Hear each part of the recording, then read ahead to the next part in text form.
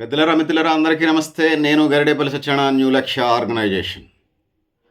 ఇప్పుడు తెలంగాణ రాష్ట్ర వ్యాప్తంగా ఒక చర్చ జరుగుతూ ఉంది.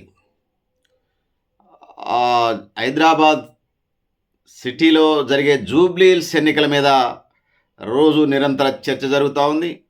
2025 నవంబర్ 11వ తారీఖు నాడు ఈ ఎన్నికలు జరుగుతూ ఉన్నాయి. సో జూబ్లీ హిల్స్ ఎన్నికలు కాంగ్రెస్ పరిస్థితి ఎట్లా ఉందనే దానికి వచ్చినప్పుడు ఇక్కడ నవీన్ యాదవ్ అభ్యర్థిగా ఉన్నాడు. ఇక్కడ స్థానికుడు, దాంతో పాటు బీసీలలో బలమైన అభ్యర్థిగా నవీన్ యాదవ్ ఉన్నాడు. దాంతో పాటుగా ఇంకా మనం చెప్పుకుంటూ పోవాల్సి వస్తే టీడీపీ తెలుగుదేశం పార్టీకి సంబంధించినటువంటి ఓట్ బ్యాంక్ కూడా ఇక్కడ కాంగ్రెస్కి పడే పరిస్థితి ప్రస్తుతం మనకు కనిపిస్తూ ఉన్నది.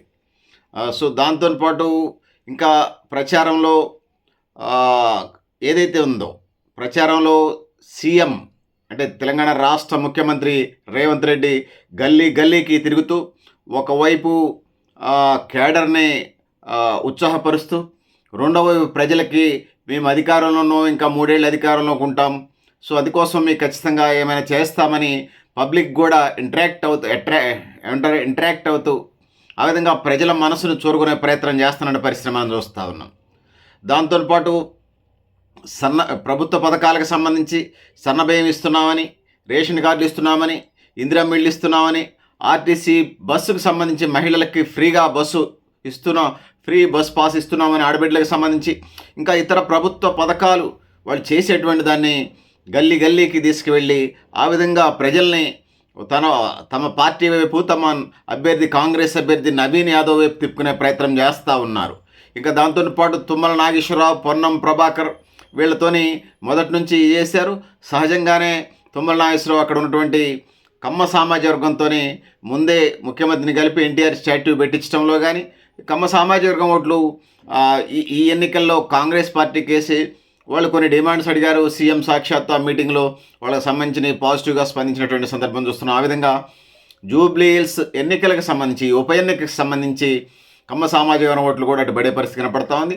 అదేవిధంగా బీసీ ఉపకులాల ఓట్లు కూడా, బీసీ ఉద్యమం 42% మోసం ఇవన్నీ ఉన్నప్పుడు విద్యావంతులంతా కూడా అడిగినా అడగకపోయినా ఖచ్చితంగా కాంగ్రెస్, ముఖ్యంగా అటు చెప్పాల్సి వస్తే బీసీ అభ్యర్థిగా ఉన్నటువంటి నవీన్ యాదవ్ పడేటువంటి పరిస్థితి మనకి ఇక్కడ కనపడతా ఉంది. దాంతో పాటుగా ఉత్తరాంధ్ర నుంచి వచ్చినటువంటి ఓటర్లు అక్కడ జూబ్లీ హిల్స్లో నివాసం ఉంటారు. అంటే సహజంగా సెటిలర్స్ ఇతర ప్రాంతాల నుంచి వచ్చినాడు. హైదరాబాదు జిల్లా వ్యాప్తంగా, హైదరాబాద్ సిటీ నగర వ్యాప్తంగా, కార్పొరేషన్ వ్యాప్తంగా, గ్రేటర్ జిహెచ్ఎంసీ పరిధిలో ఉన్నారు. జూబ్లీ హిల్స్లో కూడా ఇతర ప్రాంతాల నుంచి వచ్చినటువంటి సెటిలర్స్ ఉన్నారు. వాళ్ళ ఓట్లు ఈ ఎన్నికల్లో ఖచ్చితంగా రాజకీయాల్లో సహజంగానే ఉంటుంటాయి. వాళ్ళ అధికారంలో ఉన్నప్పుడు వాళ్ళు చేస్తారు, వీళ్ళ అధికారంలో ఉన్నప్పుడు కన్వీన్ చేస్తారు, సామధాన భేద దండోపాయాలు అంటారు, అవన్నీ చేస్తూ ఉన్నారు. ఖచ్చితంగా ఎటు చూసినా కూడా గెలిచే అభ్యర్థికి పవర్లోని పార్టీకి వేస్తే మా ప్రాంతం అభివృద్ధి జరిగింది, ఇంకా మరింత అవకాశాలు ఉంటాయి అనేది సహజంగానే ఉంటాయి. సో ఆ విధంగా ఉత్తరాంధ్ర ఓటర్లు, సెటిలర్స్ ఓటర్లు ఇక్కడ కాంగ్రెస్ అభ్యర్థి నవీన్ యాదవ్కి పడే పరిస్థితి అయితే మనకి కనిపిస్తూ ఉంది.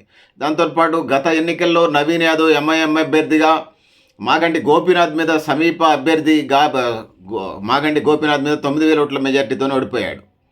సో కాబట్టి ఎంఐఎం పేరుతోనే చేసినా ఖచ్చితంగా నవీన్ యాదవ్కి ఫాలోయింగ్ ఉందని చెప్పొచ్చు. ఇంకా ఎంఐఎం మద్దతు ఇచ్చిందంటే కళ్ళు మూసుకొని వేస్తారు. 1,00,000కు పైగా ఓట్లు ఎంఐఎం ఓట్లు అక్కడ జూబ్లీ హిల్స్ నియోజకవర్గంలో ఉన్నాయి.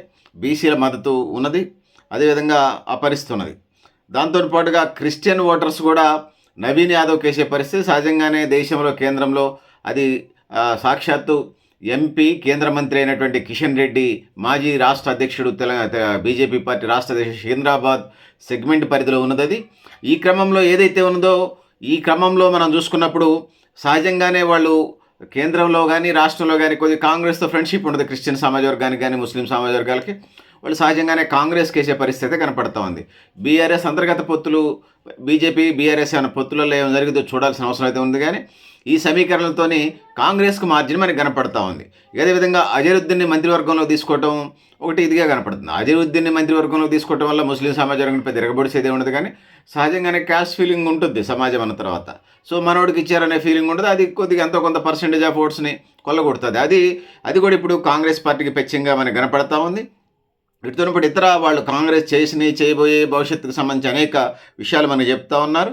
సో ఇప్పుడున్న పరిస్థితుల్లో నాకు మాకు ఉన్నటువంటి తెలిసినటువంటి అనేక సర్వే సంస్థల నుంచి వచ్చినటువంటి రిపోర్టుల ప్రకారం 5,000తోనే కాంగ్రెస్ పార్టీ గెలిచే పరిస్థితి కనపడుతుంది. 5-7,000కి ఎక్కువ పెద్ద మెజారిటీ రాదంటున్నారు. అంతకుమించి వస్తే ఇది మిరాకిల్స్ జరిగినట్టుగా కాంగ్రెస్ ప్రభుత్వం మీద బాగా రెఫరెండంగా భావించవచ్చు. సో ఈ 5,000 అంటే మామూలు ఏం కాదు. 5,000 అనేది మామూలు కాదు. గతంలో నవీన్ యాదవ్ డైరెక్ట్ ఎలక్షన్స్లో 2023 మాగంటి గోపీనాథ్ మీద 9,000 ఓట్ల మెజార్టీతో ఓడిపోయాడు. అంటే ఇప్పుడు 5,000 ఓట్ల మెజార్టీ, 5-7,000 అంటున్నారు. ఆ 9, 5,000 సుమారుగా 14-15,000 ఓట్లు మార్పు అనేది ఇప్పుడున్న పరిస్థితుల్లో మామూలు విషయం కాదు. సహజంగానే అధికార పార్టీ వైపు మొగ్గు చూపుతారు. సో ఇంత వేవ్లో, ఇంత పవర్ పాలిటిక్స్లో, ఇంత ప్రభుత్వం వచ్చి 2 ఏళ్ళు అయినటువంటి నేపథ్యంలో కూడా 5,000 అనేది అసలు అది సిట్టింగ్ సీట్ టీఆర్ఎస్ బీఆర్ఎస్ది. సో అయినా కూడా వాళ్ళు మూమెంట్ చేసి అట్లా ముందుకు రావటం అనేది మామూలు విషయం కాదు. సో అందులో సునీతక్క కొంత పబ్లిక్తో ఇంటరాక్ట్ అవ్వటం, వాళ్ళకి సంబంధించి కొంత కొత్తతనం ఉన్నది. సునీతక్క టీఆర్ఎస్ అభ్యర్థికి సంబంధించి సునీతక్క సంబంధించి మాగంటి గోపీనాథ్ అయితే ఖచ్చితంగా ఆయనే గెలిచేవాడు నవీన్ యాదవ్ మీద. సో అంత చెరిస్మాటిక్, అంత దూసుకుపోయే ఇది సునీతక్క స్లో మోషన్లో పెడుతున్న పరిస్థితి మనకు కనపడుతుంది. సో సో ఇట్లాంటి పరిస్థితులు అయితే మనకు ఉన్నటువంటి పరిస్థితులు మనకు కనిపిస్తూ ఉన్నాయి. దాంతోపాటు కుటుంబ గొడవలు కూడా వేదిక మీదకి వస్తున్నటువంటి పరిస్థితి. అది కొంచెం బీఆర్ఎస్ ఓట్ బ్యాంకుని న్యూట్రల్స్ని అటువైపు మొక్కకుండా చేస్తున్నట్టుగా కనపడుతుంది. మనకి ప్రెస్ మీట్లు చూసినప్పుడు అటు మాగంటి గోపీనాథ్, సునీతక్క వాళ్ళ అత్తగారు కానీ, సునీతక్క వాళ్ళ మొదటి అంటే సునీతక్క భర్త గోపీనాథ్ గారి మొదటి భార్య, కొడుకు సంబంధించినటువంటి స్టేట్మెంట్స్ కొంచెం రాజకీయ వర్గాల్లో కొంత ఇదైన పరిస్థితి మనకు కనపడతా ఉంది. న్యూట్రల్ ఓటర్సు, సరే బీఆర్ఎస్ మద్దతుదారులు ఖచ్చితంగా వేస్తారు, పార్టీ నిర్ణయం కాబట్టి. ఎవరు నిలబెట్టినా ఓట్ బ్యాంక్ ఖచ్చితంగా వాళ్ళ పార్టీ కారు గుర్తుకేసుకుంటారు. కానీ న్యూట్రల్ ఓటర్స్ మీద ఈ ప్రభావం పడే పరిస్థితి కనపడతా ఉంది. మాగంటి గోపీనాథ్ చనిపోయినప్పుడు రానిలేదని ఇట్లా సహజంగానే అధికార పార్టీలో ఉన్న పెద్ద నాయకుల మీద విమర్శలు జరుగుతూ ఉంటుంటే ఇప్పుడు కూడా అది మనకు కనిపిస్తూ ఉంది. ఏదేమైనప్పటికీ కూడా 5,000-7,000 మెజార్టీతోనే నవీన్ యాదవ్ గెలుస్తారనేది అనేక సర్వే సంస్థలు చెప్తూ ఉన్నాయి. సో ఈ నేపథ్యంలో నేను కూడా తక్కువ కాదని సునీతక్క మరోవైపు అవకాశాలని ఖచ్చితంగా వారు వన్ సైడ్ కాకుండా ఖచ్చితంగా గెలుపు రేసులో నేనున్నానని చెప్పేసి మనకి ఇక్కడ స్పష్టంగా కనపడతా ఉంది సునీతక్క. మరి ఫైనల్గా చూసుకున్నప్పుడు 5-7,000కు సంబంధించి నవీన్ యాదవ్ గెలిచే పరిస్తున్నా, మరి అక్కడ బీజేపీ బలహీనమైన అభ్యర్థిని పెట్టింది. కాంగ్రెస్ వాళ్ళ ప్రధాన శత్రువు రాష్ట్రంలో, దేశంలో. సో ఈ క్రమంలో వాళ్ళు గత పార్లమెంట్ ఎన్నికలకు సంబంధించి బీఆర్ఎస్ ఓట్లన్నీ కాంగ్రెస్ ఓడించడం కోసం బీజేపీకి వేశారు. మరి ఇక్కడ బీజేపీ రుణం ఏమైనా తీర్చుకుంటుందా చూడాల్సిన పరిస్థితి అయితే మనకు కనపడతా ఉంది. ఇక్కడ ఇంకా చెప్పదలుచుకున్నది ఏంటంటే బీఆర్ఎస్ బలమైన ఓట్ బ్యాంక్ ఉన్నది. దాని తర్వాత బీజేపీ కూడా వేస్తే మరి మా టైట్ ఉండే పరిస్థితి ఉన్నది. సో ఎన్నికల ఫలితాల తర్వాత మనం 11/2025 నవంబర్ 11, 2025 తర్వాత సో ఎట్లుంటుందో చూడాల్సిన పరిస్థితి మనకున్నది. సోర్స్ కొంత మార్జిన్ అయితే కాంగ్రెస్ వైపే కనపడతా ఉంది.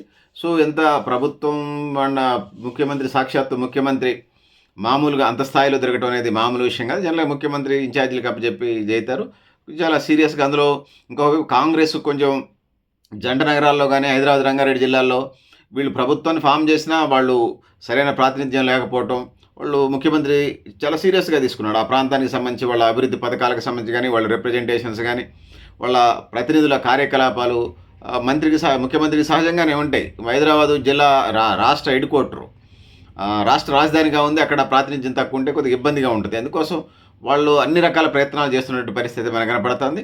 ఇది ఓవరాల్గా మార్జిన్ అయితే 5-7,000. నేను గత వీడియోస్ కూడా చెప్పాను, 5-7,000 కాంగ్రెస్కి మార్జిన్ ఉంది.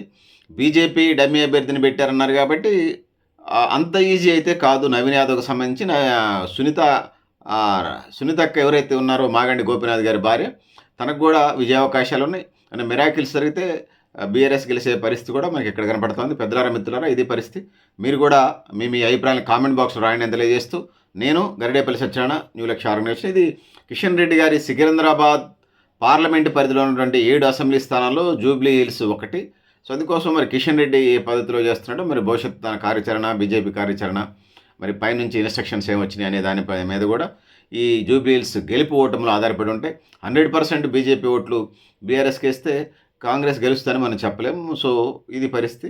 మరి బీజేపీ ఏం చేయబోతుంది అనేది ఇప్పుడు ప్రధానమైనటువంటి చర్చనీయాంశంగా ఉందని తెలియజేసుకుంటూ, బీజేపీ తీసుకునేటువంటి సీరియస్ వాళ్ళ ఓట్లు వాళ్ళు వేసుకుంటే కాంగ్రెస్కి కొద్దిగా మార్జిన్ కనపడుతుంది. వాళ్ళ ఓట్లు ఎన్నికల మార్నింగ్ కూడా డిసిజన్ తీసుకోవచ్చు కదా, 11వ తారీఖు మార్నింగ్ కూడా డిసిజన్ తీసుకొని బీఆర్ఎస్ కోట్లేద్దాం అనుకుంటే ఖచ్చితంగా 100% వాళ్ళు బీజేపీ వాళ్ళు కమిటెడ్‌గా ఉంటారు. అక్కడ ఓటర్లు, హైదరాబాద్ ఓటర్లు కూడా.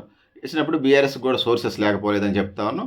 ఓవరాల్‌గా ఇప్పటికి ఉన్నటువంటి సర్వే రిపోర్ట్‌లు, నివేదికల ప్రకారం సుమారుగా 5,000 ఓట్లు, 5-7,000, 5,000, 6,000, 7,000 ఓట్లు మెజార్టీతో నవీన్ యాదవ్ గెలిచే పరిస్థితి ఉందని తెలియజేసుకుంటూ, పెద్దలారా, మిత్రులారా, నేను గరిడేపల్లి సత్యనారాయణ, న్యూ లక్ష్య ఆర్గనైజేషన్. థ్యాంక్ యూ అని అన్నారు.